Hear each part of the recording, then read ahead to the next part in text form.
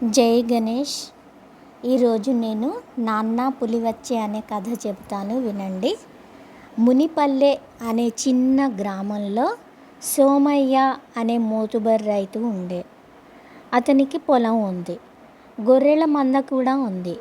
కూలీలతో పాటు ఒకరోజు గొర్రెల మందని తోలుతూ వెళ్ళి తన కొడుకు రంగన్ని కూడా పొలానికి తీసుకెళ్ళాడు.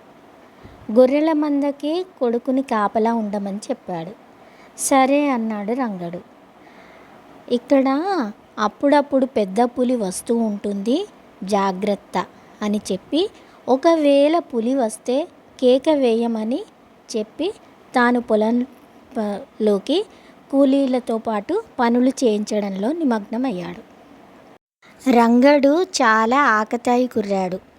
తండ్రిని ఒక ఆట పట్టించాలని అనుకున్నాడు.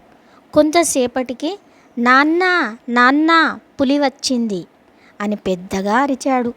నిజంగా పులి వచ్చిందేమోనని సోమయ్య కర్ర చేతబట్టి మిగతా కూలీలతో పాటు పరిగెత్తుకొని వచ్చాడు.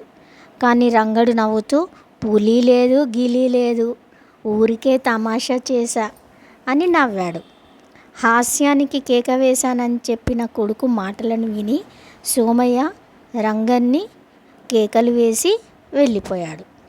మళ్ళీ కాసేపటికి నాన్న నాన్న పులి అని అరిచాడు. సోమయ్య వాళ్ళు మరొకసారి పరిగెత్తుకుని వచ్చారు. ఈసారి కూడా వేలాకోలమే అన్నాడు రంగడు. సోమయ్య రంగన్ని కోప్పడి వెళ్ళిపోయాడు. మరికొద్దిసేపటికి పులి నిజంగానే వచ్చింది. ఈసారి మలేదు, ఎందుకంటే 2 సార్లు హాస్యానికి అబద్ధం ఆడాడు కదా, వాళ్ళ నాన్నని అబద్ధం చెప్పాడు కాబట్టి ఈసారి నిజం చెప్పినా కూడా అసలు ఆయన రాలేదు. ఆ కేకని లెక్క చేయలేదు.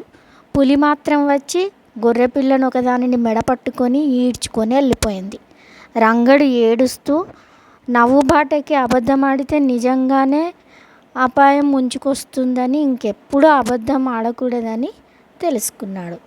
ఈ కథలోని నీతి ఏంటంటే, హాస్యానికైనా అబద్ధం ఆడరాదు. ఓకేనా? కథ నచ్చిందా? నచ్చితే కింద కామెంట్స్ పెట్టండి. Thank you. మరొక కథతో మళ్ళీ కలుద్దాం.